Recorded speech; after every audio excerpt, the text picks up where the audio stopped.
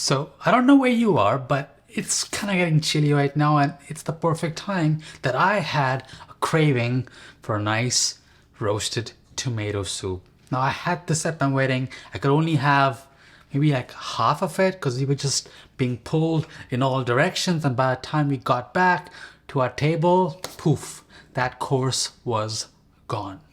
So that's the essence of this amazing roasted tomato soup. Trying to recreate what that amazing chef created on the wedding day. The essential, most important part is, of course, the tomatoes. And what I always get is those tomatoes that come on the vine in those plastic containers at my local grocery store. What I've always found with inorganic tomatoes, at least where I get my vegetables, is they are red outside but raw and greenish and hard inside. Try to find the best quality tomatoes. And besides that, it's your usual fare: broth, some bouillon paste, of course vegetarian, some onions, garlic, olive oil is a key player here, and some other things that's gonna make it all come together. Let's get started by first quartering all those tomatoes. Now these are rather medium-sized tomatoes, so that's why I'm just quartering them. If they are smaller than these, then all I have to do is half them.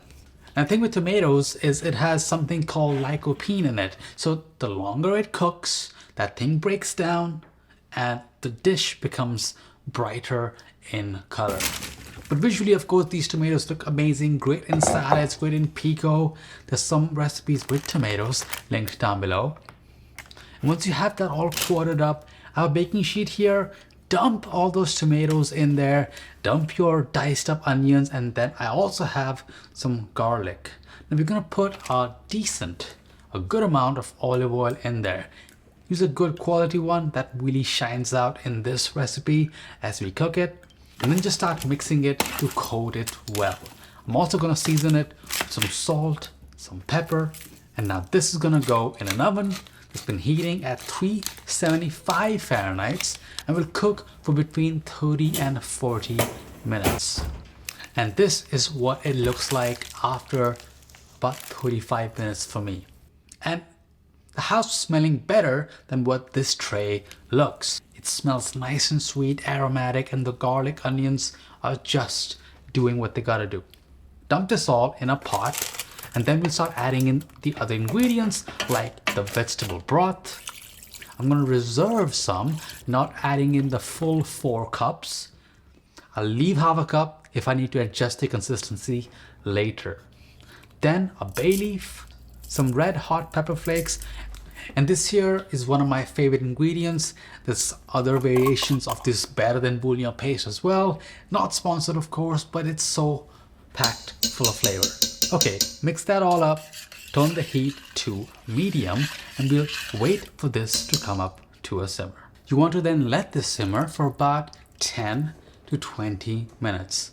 We are concentrating the flavors, we're thickening the consistency a little bit, and then once you have let it cook, then grab your immersion blender or pour it in your Vitamix or a blender and then puree it until completely smooth. Don't forget to get that bay leaf out before you do that. That consistency is perfect. Now you want to finish that with some heavy cream.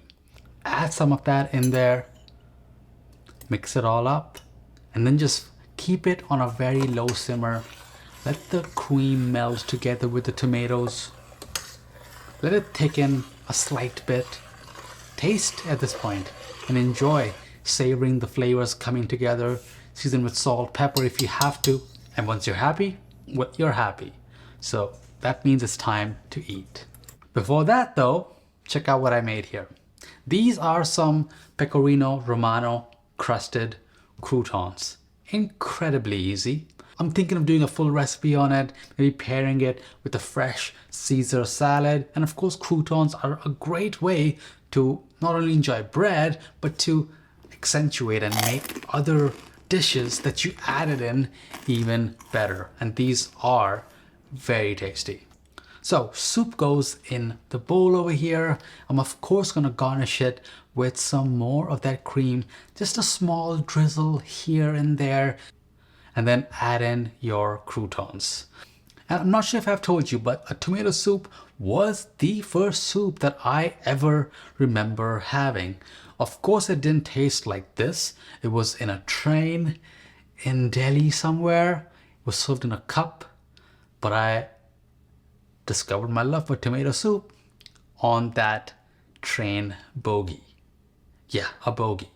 Now, you discover your love for tomatoes with some good quality tomatoes, of course, and let me know what kind of tomatoes did you use down below and how your soup turned out. I'll see you all on the next one. See ya.